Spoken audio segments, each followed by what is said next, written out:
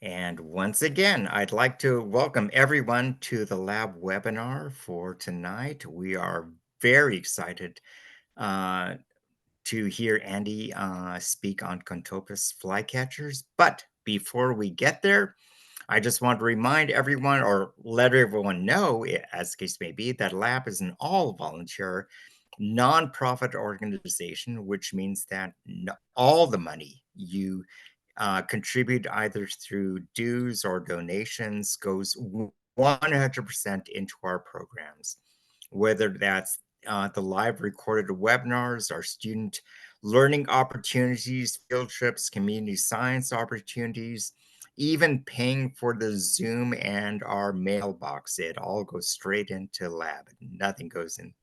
Uh, we do it because we want to do it and we want to share with the birding community. So please help support us. We appreciate that. And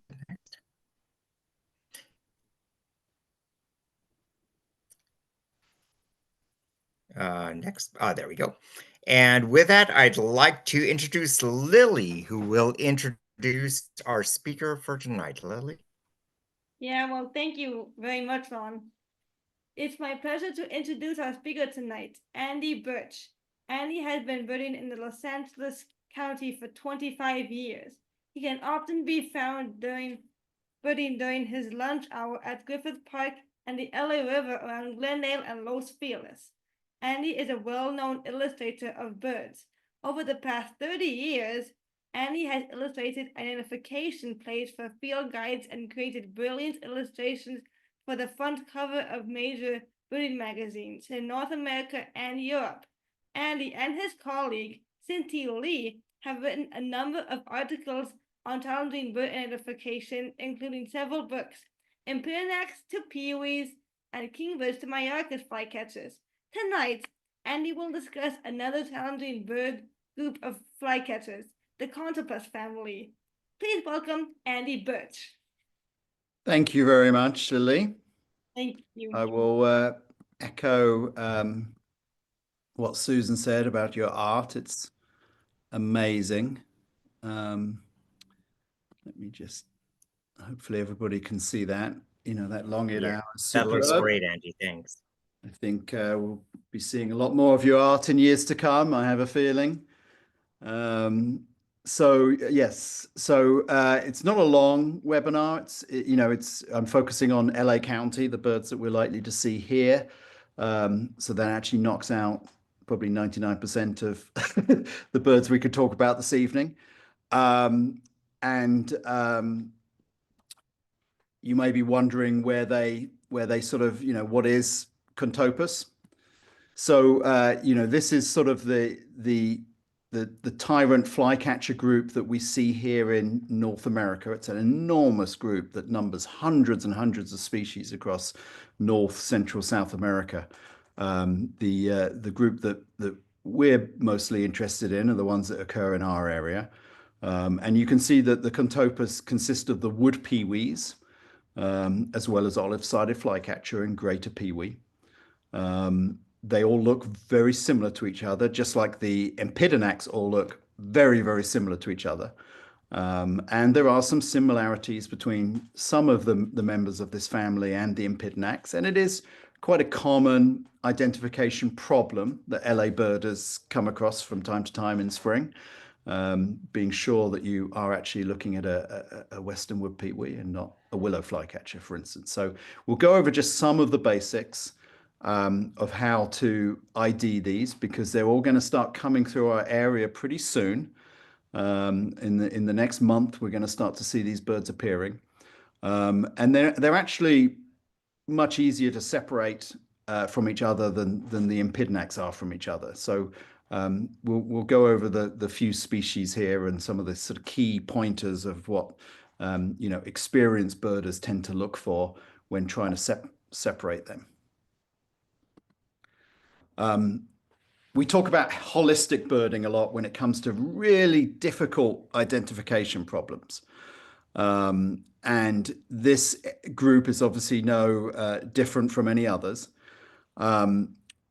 status and distribution actually is probably one of the most helpful things to help us get to an identification. And I'll talk about that in a little moment. But then we look at just general. We look at shape and proportions, the general size of the bird, the general shape of the bird.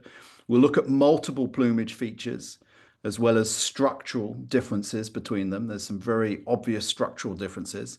Voice, absolutely key. If the bird is vocal, that can nail the ID, immediately.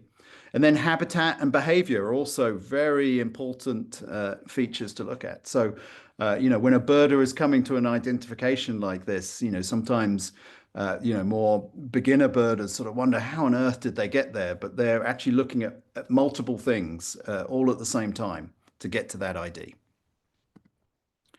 So when it comes to this flycatcher group, this is something that we put in the first volume of our book when we were looking at Epidnacs and peewees. There were many features to look at, and here are sort of a few of the examples. We look at the bill. Is it long? Is it short? Is there much color with it? Which can sometimes actually be very useful with the peewees. The wood peewees, for instance, are often separated by bill color. Primary projection is hugely important when it comes to separating a wood pewee or an olive-sided flycatcher from an Epidnacs flycatcher. And just to reiterate, Epidnacs are willow flycatcher, western flycatcher, dusky gray. That's the Epidnacs group. And you can see on this illustration in the middle here an example of the wings. And at the very bottom there, we have a bird with what we would consider long primaries. Those primaries are the pointed part of the wing that sticks out. These are the flight feathers, the primary flight feathers. These are the feathers at the tip of the wing when the wing is spread. And the birds we're going to talk about tonight have very long primaries compared to the Epidnacs flycatchers. Often, long primaries are generally associated in the bird world with birds that undertake a longer migration. And then we also look at overall coloration. Here we actually have Epidnacs flycatchers. As an example, we have yellow-bellied and grey and dusky Hammonds here, which are all pretty dull, but they do have some color with them. The Contopus, the Western Wood Pewee, and the Olive-sided are all very brown. There's not a lot of color to those birds. So here's I think the first step that we have to get to is to be sure that we're looking at a flycatcher. So there are other birds in our area that have eye rings, they have wing bars, they might even fly out, catch a fly and back again. Ruby-crowned kinglet comes to mind, which can be actually a confusion species for Hammond's flycatcher. And then Hutton's vireo is another one that can often be a confusion species if you're not familiar. Once we've determined that we're dealing with a flycatcher, for this group, olive-sided flycatcher and western wood pewee, which are the two expected Contopus through our area, probably the biggest confusion species is going to be willow flycatcher. And that is a bird that people do struggle with in separating, because that is an Epidnacs that has a very plain face. It often has a very small eye ring. It can actually even appear that it has no eye ring. It does have some fairly bold wing bars, but it's also not a particularly colorful bird. And that's quite a common mistake, is willow flycatcher and western wood pewee. Again, we've put this illustration here which shows that primary projection. So the willow flycatcher is going to look like that black and white wing illustration there in the center at the top that says Epidnacs. Willow flycatcher is going to look like that. And a wood pewee, or olive-sided flycatcher, is going to look more like the wood pewee illustration with a big, long primaries. So that can be very, very helpful. Another thing that's often quite helpful is if you look at the undertail coverts. That's those feathers that are on the underside of the tail. Quite often, not always, but quite often, olive-sided and western wood pewee will have these dark streaks or dark chevrons along those tail feathers. Now, it's not impossible that you can find a willow or some other Empidonax that might have some streaking underneath there, but quite often that's quite a key sort of feature. And then also the other feature is the gray or gray-brown breast of these Contopus. So olive-sided and Western Wood Pewee have quite a significantly gray breast. You'll often maybe hear experienced birders talk about the white area looks like it's sort of buttoned up on Western Wood Pewee, which basically means that it doesn't go all the way to the throat. I think you can see on this illustration, I hope you can see it on the right-hand side of a Western Wood Pewee, where it's sort of cut off there. The gray-brown extends across the top of the breast, whereas on olive-sided, quite often it appears that it's open. The white goes all the way up to the throat. And then the other thing to sort of think about, to look at here, is olive-sided often has quite a streaky breast there. Western Wood Pewee tends to have like this smooth gray-brown color, whereas olive-sided has a lot of streaks in it, and less smooth. So that's often a feature that I go to. You may also see on these illustrations here the heavy bill of that olive-sided, quite a chunky bill, often with quite a bit of color that goes all the way to the gape. The gape is that area of the bill that meets below the eye. And then lastly, a breeding olive-sided may be showing these big white tufts on its back. Often not visible, but quite often it is. And that's another key, feature to look at. In the holistic birding side of things, we talk about status and distribution as being very, very key here. So these species are basically unknown in the winter in the US. There is literally maybe 3 or 4 Western Wood Pewee records in midwinter, December. I'm talking December, January, February here, across the entire United States. So if you think you've got a Western Wood Pewee and it's midwinter, you are making an amazing discovery. And it's also the same with willow flycatcher. Very, very few records.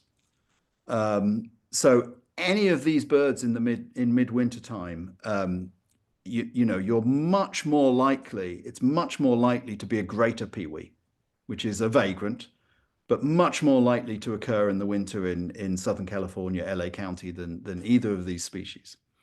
There are a few more records of olive-sided flycatcher, which presumably reflects a more northerly wintering range, but still olive-sided flycatcher, fantastic discovery if you find one in the winter. So this is where I think status and distribution becomes super helpful for us, in that we can really hone in on what the most likely species is going to be just simply by the time of year. The other aspect to willow flycatcher is it's a very late migrant.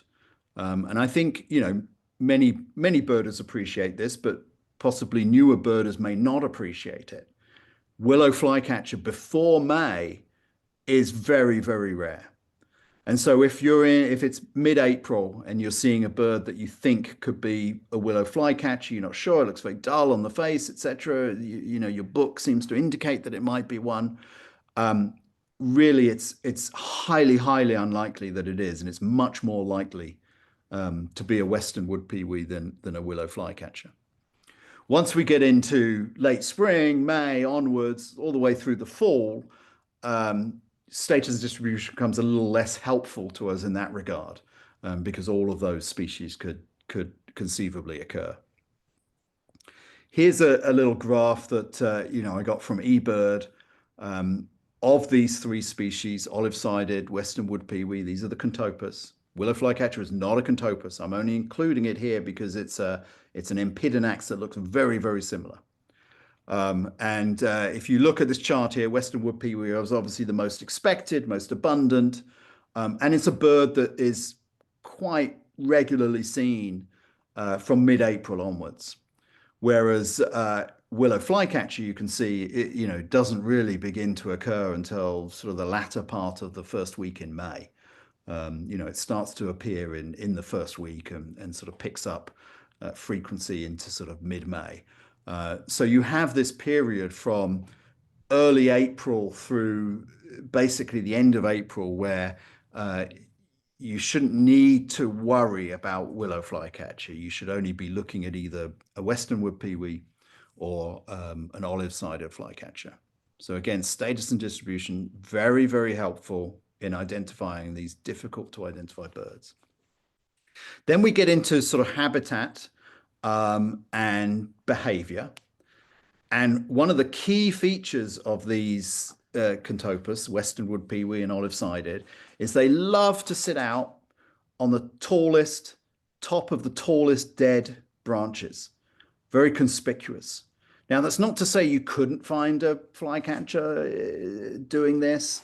And you can I've certainly seen willow flycatchers in the fall migration, sort of at the very tops of trees. But in general, even if I didn't have a pair of binoculars and I was taking the dog for a walk and I see this sort of brown and white bird sitting at the very, very top of a tall dead branch, I usually know it's going to be either a Western Wood Pewee or an olive-sided flycatcher. This is a very familiar sight in spring migration.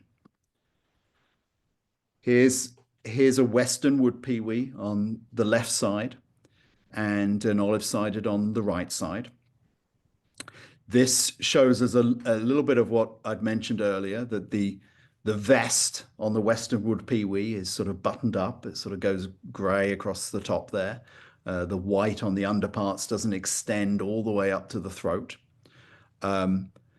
And the olive-sided, the white does actually kind of just barely, but it does sort of bleed into the throat. Also have a look at the streaking on that olive-sided. It's a little more streaky on that breast. You know, if you look at the edges of it, it's a little more raggedy, which sort of implies some sort of streaking there. The bill on olive-sided, I think we've mentioned, tends to be heavier, thicker billed bird. And then let's have a look at the undertail coverts. Again, those are those feathers on the underparts that reach underneath the tail. And we can see some sort of dark markings along there. Not useful for separating Western Wood Pewee and olive-sided flycatcher from each other, but quite a useful additional clue that these are not an Empidonax. And then also behavior-wise, they're both sitting out on dead, bare branches, usually at the tops of the trees. They'll make a little sally out to catch a fly and then come back to the exact same perch quite often. You know, if you're a photographer and you're trying to get a nice photo, you can probably just aim your camera at that perch and the bird will keep coming back to it. So they're very photogenic birds, although they do tend to perch up high, which isn't obviously great for photography. Here's a willow flycatcher, which you know, shows some of the features we've sort of talked about that are similar to, say, a Western Wood Pewee. Quite a plain face. It has a very small eye ring. But look at the primary projection, quite small, or not, sort of average, nothing particularly long. Has quite a colorful bill, which generally, you know, Western Wood Pewees and even olive-sideds don't have a sort of bright colored bill like this. It has a bit more of a wing bars than you might expect on some of those Contopus, but again, pretty dull and certainly an easy bird to confuse. It does make a different call. Willow flycatcher makes this whit call, which, you know, you wouldn't hear on Western Wood Pewee or on olive-sided. And then just to reiterate again, in spring, date is very important. These willow flycatchers really don't show up in our area until May. Birds prior to that are really quite unusual, not unheard of, but unusual, and that should influence your decision about what your bird is that you are struggling over in terms of identification. Here's a Western Wood Pewee next to that willow flycatcher, and I think you would agree it's got a slightly plainer face, that Western Wood Pewee. It's a little more crested on the head, but in general, very similar. And I think a brief view of either of these, and you could be left wondering what you had just seen, particularly if it's a Wood Pewee that's sort of lower down in the vegetation and not sort of sitting high up, you know, as this bird wasn't. But let's have a look at the features that will help us here on the structural side of things. Obviously, there's the wing bars that we've mentioned before, although Western Wood Pewee can have more of an upper wing bar than this bird shows. But look at the primary projection. So you can see on that wood pewee how long those primaries project beyond those exposed, the rest of the wing. So we've got sort of 3 lines here. The first 2 lines are the tertial feathers, and then the next section are the primaries. And you can see how the primaries are almost as long as the tertials, whereas on willow flycatcher on the right, much, much shorter. So that's a good way for us to assess whether it's got long primaries or not. I think it's very easy for people to say, oh, it's got short primaries, long primaries, medium primaries. And we don't quite know what we're talking about there, but we need to have something to provide a relationship against. And the tertials are a good way, the length of the tertials are a good way for us to be able to compare what is long or short. On this willow flycatcher, we wouldn't actually necessarily call those short primaries. There are some birds that have even shorter primaries than that, but that's sort of medium, what we would consider medium length for an Empidonax. Whereas over here on the wood pewee, those would be considered extremely long primaries for any type of Empidonax. Hammond's flycatcher might be in our area, might be the bird that gets approaching this, but even then, usually not as long as this bird. Here's some illustrations just to sort of reiterate some of the things that we've mentioned here. Olive-sided across the top there. Note the sort of streaky breast that it has, and how the vest is sort of often incomplete. The white of the breast will often extend, not always, will extend up to the throat. It generally has a bulkier structure. It may appear bigger build. Some birders like to sort of reference that they often appear shorter tailed than Western Wood Pewee. I often personally find that quite difficult to see myself sometimes, but it seems to work for some people, and I think it's shown that it does generally have a slightly shorter tail than Western Wood Pewee. It tends to be a more compact bird.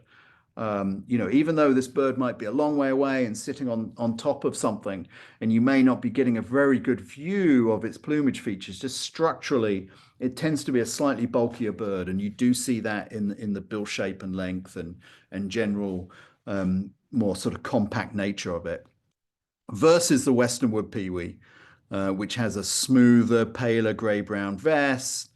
Often shows a less contrasting white throat and belly. And then over there in the middle, we've got some illustrations that show, again, this is a common pitfall. It's a common problem, separating willow flycatcher from a wood pewee. We talk about the length of the primaries, which can sometimes be difficult. If a bird is in a tree above us, it's quite difficult looking up at it to try and get a sense of how long those primaries are. And that illustration there is just sort of giving us that, reminder that, in our world, when we're looking at birds, they don't always behave. They don't always sit at eye level. They're often in difficult positions.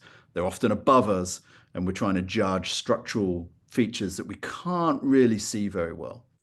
But here in terms of the plumage, you can see that a dull willow could actually be a very, very close match to a dull pewee. A pewee here without a particularly extensive gray vest doesn't actually look that much different from a willow flycatcher. It's got a little more crested, a little less color in the bill. And if you get a look at the primaries, you see the length of the primaries. Look there at the undertail coverts. Willow will usually have fairly sort of clean undertail coverts compared to a more contrasting sort of streaky undertail coverts on a Western Wood Pewee. And then again, as we've mentioned, spring migration. If you're looking at this bird in April, you can have a lot of confidence it's a Western Wood Pewee and not a willow. Here we have them again, side by side. Note the white throat, how much more contrasting that is versus the pewee. The vest is a little more open. Notice how streakier the vest is on an olive-sided. The bill is a little bigger on the olive-sided, a lot more sort of color on it. Smaller build for the wood pewee, more even, smooth gray-brown breast. As we go down these illustrations, the next set shows that heavier bill structure that olive-sided will have, often with a bit of color. So that can be very useful for a bird that's sitting a long way away. I often use that as a clue. If I see a bird with looks like a heavier bill, I've maybe been seeing Western Wood Pewee and haven't seen an olive-sided yet, it will often strike me as being a heavier billed bird, slightly different shape. And maybe I can see a more contrasting white throat and a darker vest on it, which would also help me come to the realization that it's an olive-sided. Here's some beautiful photos here that sort of illustrate what a real bird looks like rather than my illustrations. It's always good to see the photographs.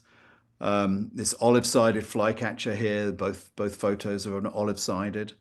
It's a little hard to really judge primary projection here, but you can see this is it's a chunky sort of bill. And the bird on the right there has a bit of color, a bit of orange going into its gape, that area where the bill meets, right below the eye. And the vest there, you can see there's some sort of darker patterning on the bird on the left, especially. You can see some darker sort of chevrons within the vest that can help give it that sort of streakier look. Quite a white throat on it.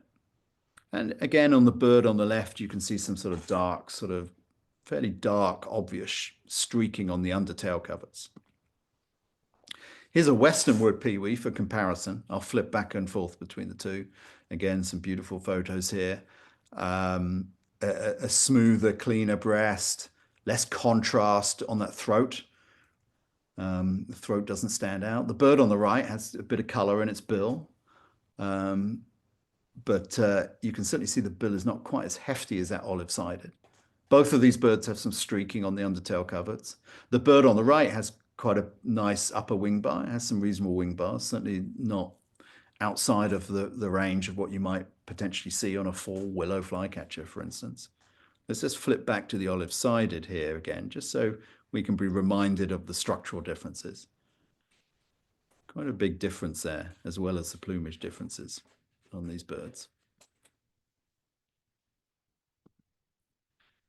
So if it is winter time and you think you found a pewee, you've probably found a greater pewee. Rare vagrant to Southern California, rare vagrant to LA County, but we do get them. There's been a bird that returned many years in a row. They often return, to the same spot each winter. There's a bird in the Palisades, I think, that returned several years in a row. We've had them in Griffith Park over the years. I think the old zoo at Griffith Park might be one of the best spots in the state. They've had 2 or 3 birds there, I think, now over the winter. We had a bird in Pasadena at Lacey Park, a few winters ago. So they do occur. Not impossible to come across one of these. But yes, that is probably the first thing you maybe ought to think about. If it's midwinter and you found a pewee and you can't decide whether it's a Western Wood Pewee or an olive-sided, you probably really ought to be thinking about greater pewee, which has occurred far more frequently in the county in winter than either of those other 2 species. Key things to look for on this bird is that it's generally a big bird, hence the name, greater pewee. It's got fantastically bright, usually bright orangish lower mandible, very crested. It doesn't have quite such a contrasting vest. It tends to be a sort of olivey gray color all over. It will have some wing bars, and it will of course have the long primary projections that we expect from a pewee. It also has a different call than the wood pewee olive-sided. It tends to give sort of a pip call. I did have some videos in this webinar, but when I was practicing earlier, sharing my screen, they didn't play properly, and I thought it might, so I actually just quickly removed them while Lily was introducing me. So I don't have those, but I do recommend, if you go to YouTube, there are videos of Western Wood Pewee, olive-sided, greater pewee, and also Eastern Wood Pewee, and you can hear the calls There's some great videos that you know, have the calls of all these species, which are all remarkably different. You know, there's not a lot of you know, room for confusing the two when it comes to the calls. Olive-sided Flycatcher has this quick 3 beers call. Again, I recommend pulling that up on YouTube to listen to that. Western Wood Pewee has this sort of drawn out, buzzy, burry call. And Greater Pewee, you know, will often give this sort of pip call. And then next up is Eastern Wood Pewee, which is obviously here a mega. We had our first county record last June, and it coincided with this remarkable influx of Eastern Wood Pewees into the state last June. Some of these coincided with, there was a couple of order flycatchers that were seen, so there did seem to be a general movement of Eastern flycatchers into the state. San Diego had multiple, I believe, Eastern Wood Pewees. Orange County had Eastern Wood Pewee, and then LA was got in on the action as well. I think everyone was crossing their fingers one would show up, and luckily Tom Miko bumped into one before he got on a pelagic at Dominguez Park. A number of you may have had a chance to see that bird, but it was really a remarkable occurrence and not something we would expect to see, certainly not every year, and maybe there might not be another one for a decade or more. But there were a large number of these Eastern Wood Pewees that arrived in the state. Most of them were coastal. Most of them showed up as you would expect an Eastern vagrant to show up near the coast. The Dominguez Park one was obviously coastal. And in general are considered unidentifiable without voice. And that's still something that, you know, is maintained to this day. We don't actually have any diagnostic features on separating Western Wood Pewee and Eastern Wood Pewee without actually hearing voice. Now, fortunately, the voice is very distinctive, and the bird at Dominguez Park, as well as many of the other vagrants here, were very vocal. It has this sort of pewee call.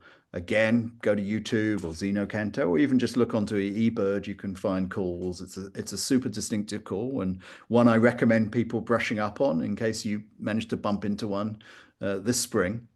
Yeah, that's the main way we separate them. But there are some structural and plumage clues that I will just mention here, because it can be useful to help us hone in on a potential vagrant. If we feel like plumage-wise and structurally this bird might be, you know, looking more like an Eastern Wood Pewee, that's good to know. Maybe it might prompt us to do a little bit of playback and actually get it to call, and it might confirm its identification. On these photos here, a few of the things that we look at are Eastern Wood Pewee generally has quite a pale orange lower mandible without much dark at the tip, compared to Western Wood Pewee that can range from completely dark lower mandible to you know, a medium amount of dark on the bottom of the bill. There is also a relationship, again, it's a trend, not diagnostic, between the length of the primaries and the length of the tail, which can differ between the two species. And here's a comparison that we had in volume 1 of our book. There is complete overlap on all of these features, both in plumage and habits as well. Here we can show the underside of the bill. You know, generally Western has a very dark bill in comparison to Eastern, but there is overlap. There's also, you know, been, you know, we mentioned in the book, there's been suggestions that Eastern Wood Pewee can actually structurally look a bit different in terms of how it behaves, holds its tail. It often looks and behaves a little more like an Empidonax than Western Wood Pewee, which tends to be this bird that's very straight up and down. It's almost like a straight line with its wings held in line with the tail. And sometimes Eastern looks a little more relaxed than Western Wood Pewee, which can contribute to Eastern looking a bit more like a willow flycatcher. Here at the bottom, we've got the comparison showing the primary projection and the tail projection, which again, there is overlap. There are differences between the sexes, male and females of both wood pewees have different length wings. So you can actually get a range of overlap between Eastern and Western in this regard. But in general, you'll find that Western has these very long primaries that are almost as long as the tail projection from the tip of the primary. So we have this ratio of PP to TP. And you can see on Western here that the primary projection is as long as, sometimes it's longer than the tail projection. Whereas on Eastern, the primary projection is usually shorter than the tail projection. Another plumage feature tends to be the upper wing bar on Eastern, tends to be quite bright, often as bright as the lower wing bar, whereas on Western, it tends to be a duller upper wing bar. So these are all sorts of features that if you've got a silent wood pewee and you're not sure how much to press it and spend your time on it, these can be clues. I mean, certainly for me, if I see a bird that's got a very dark lower mandible, I'd probably move on. But if you've got a bird with a very pale lower mandible and it looks like it's fairly short-winged compared to the tail projection, and it also looks a bit more like an Impidinax in the way it's sort of behaving, sort of hanging its tail, probably is a bird that you might want to follow up on. Here's a row of specimens just to sort of show. We have the bottom row here. Thank you to Alison Schultz of LA County Natural History Museum. I spent quite a bit of time over there looking at flycatchers, and the museum, Kimball as well, have always been very, very gracious about letting illustrators and authors of articles spend time looking at their collection. But the top row is Eastern. Notice how pale all of those underside of those bills are. Now there is overlap. I'm sure I can find in here. There's a few Western wood pewees that look like they have pretty pale bills, but in general, you can see the trend is a darker billed bird on Western. And it's also generally a darker, vested bird as well. That's the other aspect to Eastern wood pewee, that it can look paler. I know when I first saw the Dominguez Park bird, and I looked at it very briefly for a short period in a tree before it flew off. I think if I'd never seen that bird again or heard it, I probably might have passed it off as a willow flycatcher. Certainly its plumage and the way it behaved, didn't strike me as a Western wood pewee. Here's another example, a couple of specimens here. We have Eastern wood pewee on the top and Western wood pewee below. This actually probably dispels any myth that Eastern and Western are, one's paler and one's darker. They actually both look pretty similar. In fact, the Eastern one actually might even look darker than the Western here. But the Eastern on top here is showing that shorter primary projection versus tail length. You can see there's much more tail on the primary projection ends here on Eastern, quite a bit more tail that projects versus the Western wood pewee, which has a much shorter tail projection, from the tip of the primary. And in fact, on this one, you can see, I would say probably the wing bar of the Western, upper wing bar of the Western looks just as bright as the Eastern. So, that certainly right here, there's an example of a bird that would show that, the plumage features don't always hold up very well. Here's another view of those primaries. The Western is the bird on the left, the bottom here, and how long those Western wood pewee primaries are. They're super long primaries, but they're very short projection of the tail beyond those primaries. Whereas you compare that to the Eastern wood pewee there, you can see, again, very long primaries, much longer than you'd expect on any Impidinax flycatcher, but a fairly decent amount of tail, is projecting there on this bird. And then lastly, I wanted to finish up, with some wonderful photos here from Sylvia Fablé, who had this unique opportunity in LA County when the Dominguez Park Eastern wood pewee showed up to actually get Eastern wood pewee and Western wood pewee in the same frame. So we don't often get this chance to see the two together. It's a little hard to make conclusions about the plumage, because I do think the Western is probably in the shadow here. But it's certainly, you can see this is a sort of a paler bird with a brighter upper wing bar on the Eastern that's above. These are all three shots that were taken in quick succession. But you can also notice just sort of that Western Wood Pewee's got that straight as a die, straight line down the back on the wings of the tail. The Eastern there does a little bit of tail cocking. Generally slightly different structure, I would say, does, to my eye, look a little more relaxed, a little more Impidinax-like than the Western Wood Pewee. Again, no one should be identifying these birds based on this, but it's just subtle clues that perhaps might help somebody try to, decide whether something's worth following up on.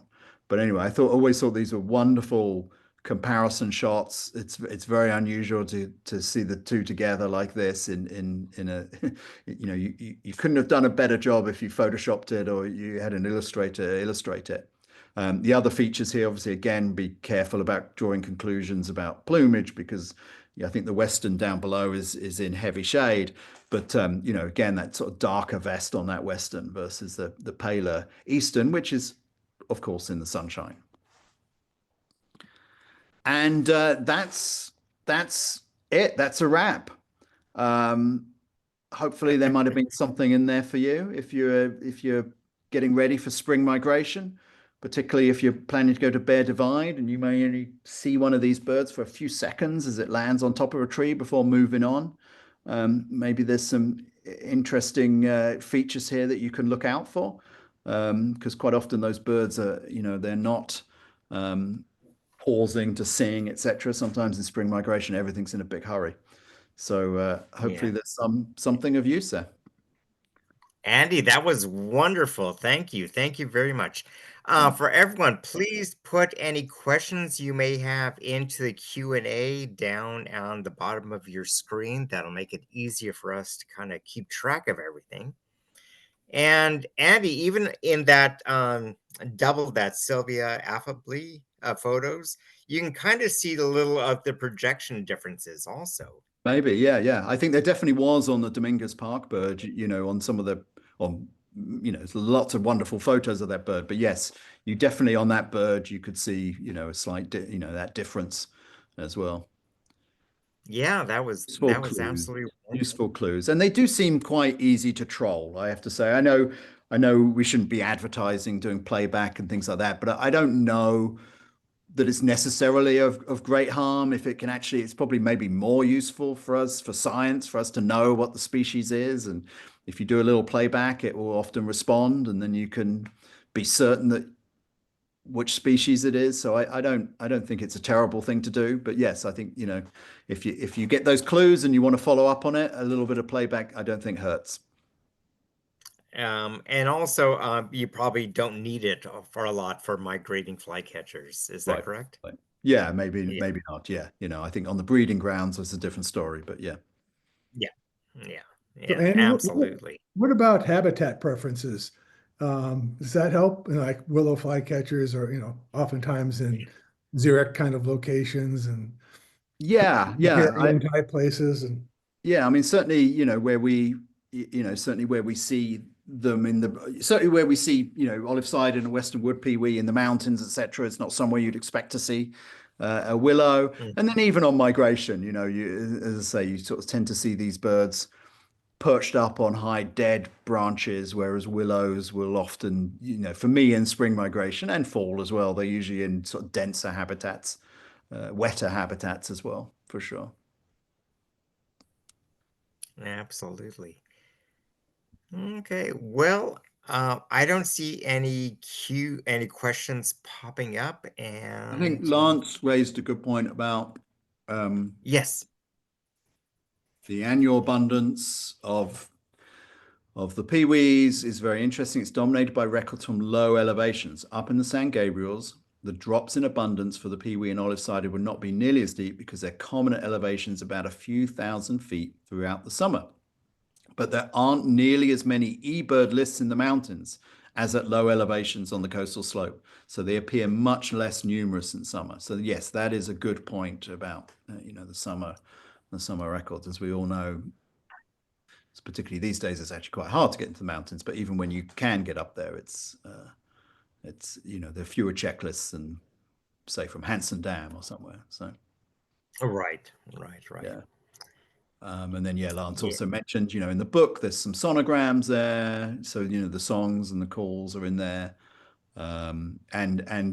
Yes, they do. The Western Wood Pewee does make multiple calls, and there is a sort of P call that I think can be quite confusing for some observers that may think it sounds quite like Eastern Wood Pewee. It's not actually too dissimilar. And it's the same with Eastern Wood Pewee, has a variety of vocalizations too. And Lance makes the point that peewees are also prone to vocalizing well after sunset, which is a good point as well. And make different calls than they do in the morning, which is true too. So that's Yeah, absolutely. Could you confuse these with like an Eastern Phoebe? Visually? I mean, it's possible. Yes, I mean, look, Eastern Phoebe is brown and white. Yeah, I think there's plenty of possible confusion there. Although hopefully, if you can see the sort of wing structure, that could put you off. I mean, Eastern Phoebe tends to be sort of a blocky-headed, dark-headed bird. But yeah, they're not too dissimilar, for sure. Yeah, absolutely. John asks if you could comment on the propensity of these species to vocalize during migration. They do, certainly, yeah, they do vocalize even on migration, particularly Western Wood Pewee. I'll often hear them vocalizing. I quite like to go up into Stowe Canyon, and often I'll hear Western Wood Pewee in mid-April calling away. So yeah, they do vocalize.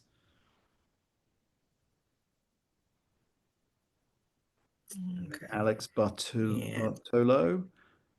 I've heard there's an upcoming book on Myarchus with Scintillate. Is still the case. Yes, so there was a Myarchus book that came out last spring, which deals with the difficult Myarchus group, which are in fact perhaps harder than Empidonax. But yes, it deals with all the expected, US-based Myarchus, as well as obviously the vagrants, Lysagras and Nuttings, etc. And then Cinti is working, and I'm working on the illustrations for him, of a final sort of more coffee table size book that will be packed with photographs, which is a compilation of the first two groups of birds plus a whole we'll include the phoebes as well as a lot of species that we find in Mexico that haven't actually made it yet to the US. And we'll have tropical pewee in there as well. So we're looking forward to that. Actually, that'll be great. Okay, we have another question that popped up. An anonymous attendee asks, could you explain in more detail one of the first graphics from your book you showed with solid heavy lines and months, dates? I couldn't read fast enough to really. Is that probably the? Let me. So that was at the beginning. Probably the. Was it a map? Was it that? Yes, if it had dates. Here, I'll just do a quick share screen. I don't know if it was this. I don't know if it was this one, perhaps. If it was, it's still a little bit of a work in progress, but yes, this was in volume 1. Yes. And it's meant to show the progression, it's particularly helpful in spring migration, meant to show the progression of the species up through the United States in spring. These species are very loyal and faithful to their dates. And so, for instance, on the Western Wood Pewee for spring migration there on the left-hand side, May, that solid line is May. April is another solid line below it. And the dotted lines in the book, there's a key for all this stuff, but the dotted lines represent each week. So in the first week in April, for instance, we have, Western Wood Pewees, coming up to the northern Mexico border. And then the second week in April, they're usually in Southern California. Third week, they've moved up to the Central Coast, etc. And then, by May 1st, they're up into British Columbia and places further north and east. And that's the same. You can sort of see willow flycatcher there. There is a dotted line a solid line for May that basically shows, that is when you would expect to see them. And it's particularly also useful on the East Coast, yellow belly flycatcher. I think, Cinti's done the same sort of examination there. And has actually, I think, come to the conclusion that yellow belly flycatcher should not even be in the US in April. I think there's a lot of, particularly from High Island, a lot of records of yellow belly flycatcher. People come late April, put yellow belly flycatcher on, and I think he's sort of come to the conclusion after studying all of these photos that they were nearly always either leased or Acadian, and yellow bellied is actually still in Mexico at that time. So there's still a lot to figure out on the status and distribution of these. He's just done an amazing article on how to separate silent willow flycatcher from silent order flycatcher, both in the hand and in the field, based on extensive specimen research. It just got published in Western Birds this month. And that hopefully will, because I think bird banders struggled with this problem as well. And I think that will hopefully help shed some light on distribution, status and distribution of those two species, what is actually occurring when and in which states. So I think there's still a lot to learn about this group in terms of when they're arriving and where to find them. But hopefully as people become more confident and better at the ID, we can actually maybe nail that down, and it all has important implications for conservation as well. So. Absolutely. And Yvonne asks where you harvested the weekly data from. So, a lot of that is harvested from eBird. And so I think, obviously we have to be careful. We have to be very careful with that. Because, that's a community science project. And so, they're definitely, he is currently, trying to refine some of that stuff. I think there's some of those maps with some of those dotted lines. After further research, I think will need to get refined by local experts in certain areas who will say, well, I think you can throw out some of these records, etc. So it's still a work, as I mentioned, still a work in progress. But yes, a lot of it comes from eBird, and also iNaturalist has a lot of records in there as well. So sort of culling for those. Hopefully we'll get better maps out of it on volume 3. That's the hope anyway. Excellent. Lance asks, could you please summarize differences between Western and Eastern olive-sided flycatchers? If an Eastern olive-sided appeared in California, how would we identify it? I don't know that. I haven't looked into that, but I don't know the answer to that. Yeah, I'm afraid. I don't know if there is any reliable plumage differences. Okay. All right. Sounds good. Any other questions anyone has? And if not, Andy, thank you very, very much for a wonderful, wonderful webinar once again. We just want to, everyone from Los Angeles Birders wants to thank you and make sure I'm not missing anything before I let you go. Thank you very much. It was a pleasure. And for everyone, please join us on the 25th when Lance will be here to update his recording webinar. We're looking forward to that. And you're getting lots of thank yous, Andy. Thank you. Yeah, thanks for having me. And with that, good night, everyone, and we'll see you on the 25th, 25th. Thanks again, Take Andy. That care. was Thank you. fantastic. Andy, it Thank was you. nice. Thank Much you. appreciated. Thank you. I learned a lot. Thank you. Great. Thanks for having me. And thank you for Take having me care. introduced. Thank you. And thank you. Great. Good. I Take told you care, about my drawings too. Thank you. Sure. Yeah. Welcome. Have a great night. Thank you. And you. Yeah. Bye. Bye. Good night, everyone. Good Take night. care.